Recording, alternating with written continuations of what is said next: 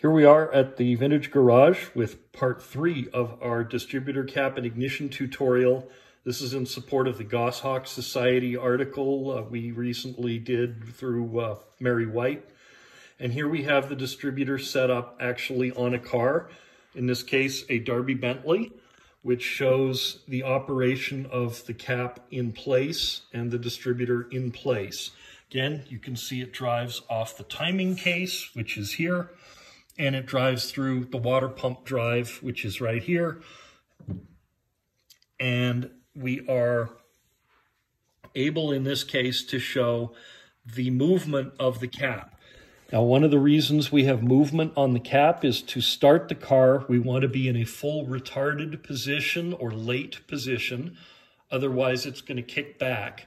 So there we are with the cap in fully late position. It's turned counterclockwise, which means it takes longer for the rotor to get to it, and therefore the spark is later. This position is only used to start the car so that it doesn't kick back. And as soon as the car is running, the cap gets advanced up into its advanced position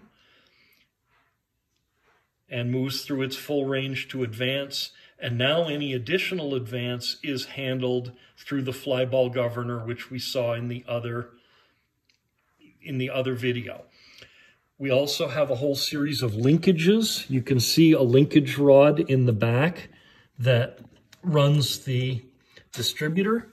That comes down here and goes through the steering column where it's running the entire unit. And here we can see the whole distributor moving. When these ball ends are loose or when the adjustment is off, you can actually put your ignition timing into the wrong place and get poor running as a result. Again, the spark doesn't happen at that critical moment, which is why timing these cars with a timing light and with things that are in the proper position, late ignition, early ignition, and so forth on the flywheel are so critical. There's one last thing we want to point out when you set up your distributor. If you look under these little caps, you will see small washers. Here's the caps themselves.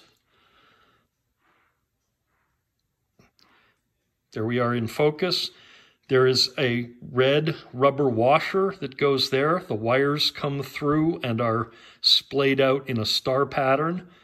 And then in addition, there's a little tiny copper disc that goes down inside the hole to properly make sure everything contacts well and you get good spark.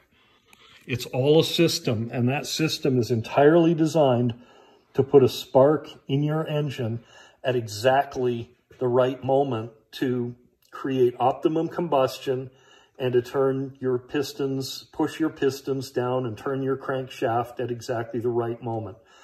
Most critical thing on your car, never adjust carburetor or adjust anything else until you know your ignition is perfect. It's the bedrock of a good running engine. Thanks from the Vintage Garage and the Goshawk Society. See our other videos. Thank you.